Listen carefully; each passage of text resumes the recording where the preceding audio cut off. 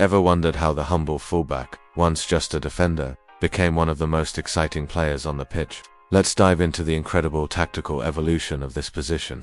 For decades, fullbacks were seen as the last line of defense, the guardians of the flanks.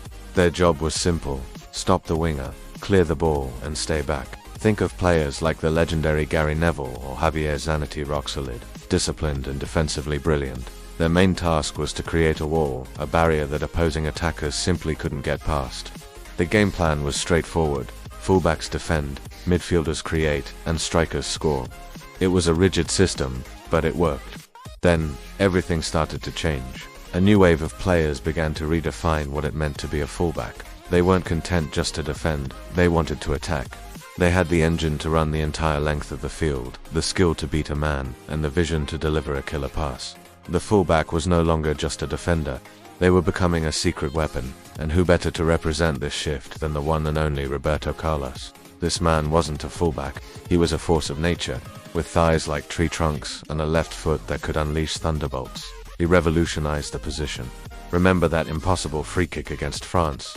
That wasn't just a goal, it was a statement. Carlos showed the world that a fullback could be the most dangerous attacker on the team. He bombed forward, overlapped with his winger, and possessed a shot that terrified goalkeepers. He was a pioneer, blending Brazilian flair with relentless energy, proving that defenders could be entertainers and match winners. Following in his footsteps, players like Dani Alves and Marcelo took it even further at clubs like Barcelona and Real Madrid. They weren't just overlapping, they were drifting into the midfield, becoming extra playmakers. They mastered the art of the inverted fullback, cutting inside to overload the center of the pitch, creating chaos for defenses that didn't know who to mark. The fullback was now a tactical chameleon, equally adept at defending the wing, delivering a cross, or controlling the game from the middle of the park. This brings us to the modern era, and to a player who has perfected this role: Trent Alexander-Arnold. He's not just a right back, he's the team's primary creative force. His passing range is simply breathtaking, rivaling that of the world's best midfielders. He doesn't just cross the ball, he whips it into dangerous areas with pinpoint accuracy, a move that has become his signature. What makes Trent truly special is his intelligence. He sees the game differently. He drifts into central midfield, not just to add numbers, but to dictate the tempo of the entire match. He has the freedom to roam, to find pockets of space, and to unlock defenses with a single pass. He's the quarterback of the team, launching attacks from deep and creating chances out of nothing.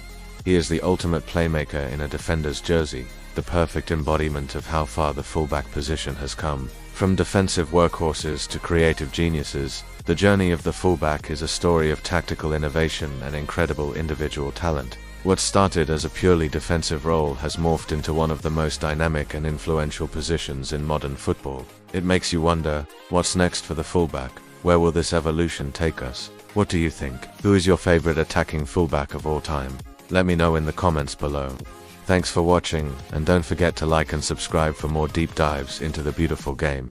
See you next time.